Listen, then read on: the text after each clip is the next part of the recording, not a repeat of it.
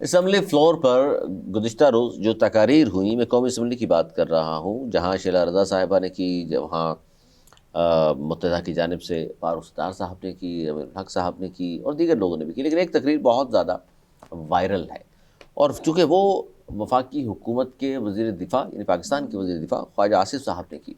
उसमें कुछ चीज़ें इस तरह की हैं जिससे पता ही चलता है कि मुस्तक़बिल करीब में अब क्या होने जा रहा है। यानी वो जो हम कह रहे थे कि सब एक प्लेटफॉर्म पर हैं, सब अच्छा की रिपोर्ट अब शायद ना हो, इन बातों से कम अज़ कम ये लगता है। ख्वाजा आसिफ साहब ने फरमाया 18वीं तरमीम ढकोसला साबित हुई है। कराची की आग ने ख़तरे की घंटी बजा दी है। गली मोहल्लों में नुमाइंदगी नहीं होगी तो फायर ब्रिगेड होगा, ना कोई और मसला होगा। सिस्टम की बका के लिए लोकल गवर्नमेंट को मजबूत करना होगा। ये ख्वाजा साहब ने इस तरह की बहुत सारी बातें की। अच्छा, फिर उसमें हुआ क्या है? पीपल्स पार्टी ने ख्वाजा आसिफ के 18वीं तरमीम से मुतल्लिक जो बयान उन्होंने दिया, उस हुकूमत से वजाहत मांग ली है कि जनाब हमें बताया जाए कि नून लीग के पार्लिमानी लीडर का जो बयान है वो हम उसको हुकूमत का पॉलिसी बयान समझें या ज़ाती बयान समझें, क्योंकि जो कुछ वहाँ कहा है ख्वाजा आसिफ साहब ने, लगता इसलिए नहीं है कि उनका ज़ाती बयान है, क्योंकि इस तरह की बातें आहिस्ता आहिस्ता आहिस्ता सामने आ रही हैं। अलीम खान साहब जो वज़ीर हैं वो कह रहे हैं नए यूनिट्स बनेंगे, 18 सूबे, 12 सूबे, 8 सूबे ये भी बनेंगे।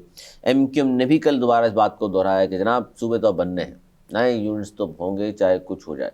फिर NFC पे कटौती की बातें हो रही हैं वफाक से। फिर 28वीं तरमीम आनी है, उसमें तमाम चीज़ों को शामिल किए जाने की बातें हो रही हैं। नवाज़ जोहरी साहब, ये जो कुछ हो रहा है सर, इसके पस पर्दा क्या नज़र आ रहा है आपको? ये ज़ाती बातें चल रही हैं या आपको लगता है कुछ बड़ा होने वाला है? अरे एक वफाकी वज़ीर और वफाकी वज़ीर दिफा असम्बली के फ्लोर पे एक पॉलिसी तकरीर करता है, उसको जाती कह ही नहीं सकते। कहीं भी अगर वो कहें भी तो एक मजाक खेज बात होगी। कोई निजी महफिल में किसी साफियों से गुफ्तगू करते वाली बात तो नहीं है। किसी तकरीब के आखिर में कोई उनका कोई वो तो नहीं है। ये तो असेंबली के फ्लोर पे एज ए फेडरल मिनिस्टर इनका बयान है और इस बयान को आप पॉइंट वाइज दें। उस बयान के दौरान ऑपरेशन की आवाज़ें भी आई। उसने बोला जी ऑपरेशन करेंगे, कराची में ऑपरेशन करेंगे। मतलब 18वीं तरमीम तो इनको हजम हुई नहीं आज तक ना। आज तक इनको 18वीं तरमीम कुछ तो है हजम नहीं हुई। पर्दादारी है, क्योंकि बिलावल ने भी याद होगा आपको, जी कहा था कुछ कुव्वतें सिंध के वसाइल पे कब्जा चाहती हैं, उसके बाद फिर इस तरह के बयान जी। और आप पॉइंट वाइज आप अगर अच्छा, 18वीं तरमीम आप भी ये समझते हैं ढकोसला है, कोई फायदा नहीं हुआ सूबों को इख्तियारात देकर? वो कह रहे हैं सब कुछ सूबों को दे दिया, वहाँ के बचा कुछ नहीं, सुबह मनमानियाँ कर रहे हैं। देखिए 18वीं तरमीम वो तरमीम है जिसने आपके ना सिर्फ सूबों को और मुस्तहकम किया, आपको पाकिस्तान को मुस्तहकम किया। और ये तरमीम रातों रात नहीं हुई, 10 महीने लगे इस तरमीम को पास कराने में। इतने मज़ाकरात हुए, इतनी बातें हुई, इतनी इसमें चीज़ें शामिल की गई, सब 10 महीने। इसमें इनके वोट भी शामिल हैं। यही वजह सबके थे इसमें, MQ भी शामिल। यही वजह है कि तवातर के साथ इलेक्शन हो रहे हैं। उसके बाद कम से कम जितना भी कोशिश की गई, वज़ीर आज़म चेंज हुए लेकिन टाइम पे इलेक्शन हो रहे हैं। फ्लोर क्रॉसिंग पे पाबंदी उसकी वजह से लगी। सूबों में को मजीद मजबूत किया गया। वफाक कमज़ोर नहीं होते, सूबे मजबूत होते थे, वफाक मजबूत होता है। हिस्सा बढ़ा है सूबों का। और ये बात कर रहे हैं कि लोकल गवर्नमेंट निज़ाम को तरमीम करके मजबूत किया जाए। उनसे पूछें पंजाब में मेयर है?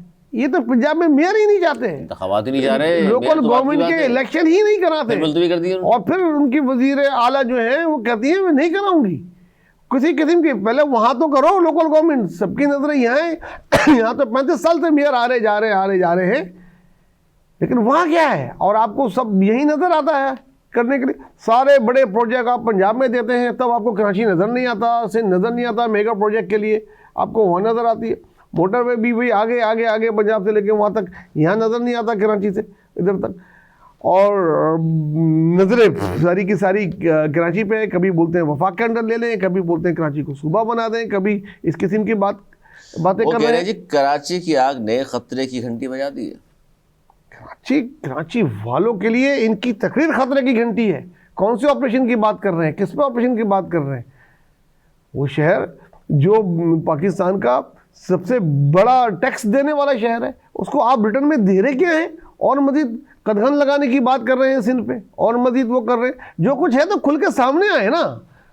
असल में जो 26वीं और 27वीं तरमीम में ना ला पाए वो लाने की कोशिशों में लगे हुए हैं, लेकिन इनके पास मेजोरिटी है नहीं, तो इस किस्म की बातें करके पंजाब में तो सूबों के लिए, वो जुनूबी पंजाब सूबों के लिए तो करारदाद मंजूर हो चुकी है। पहले वहां तो बनाओ ना सूबा, ग्रेड बन गया, वहाँ सारी चीज़ें मुकम्मल हो चुकी हैं आनी तौर पे, वहाँ आप बना रहे नहीं है। आपकी नज़र किसी भी तरीके से कराची पे है कि भाई इसको इधर से सिंध से अलग करो और इसका जो है बस वो चीज़ें खाओ।